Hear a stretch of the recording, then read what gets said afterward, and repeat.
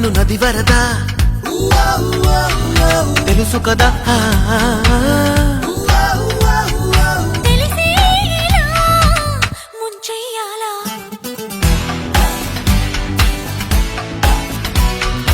అవును నిజం నువ్వంటే నాకిష్టం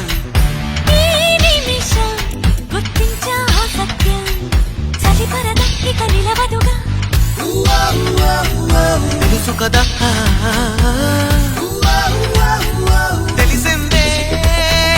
అడగాల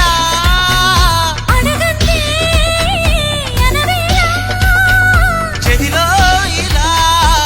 చెబితే చాలా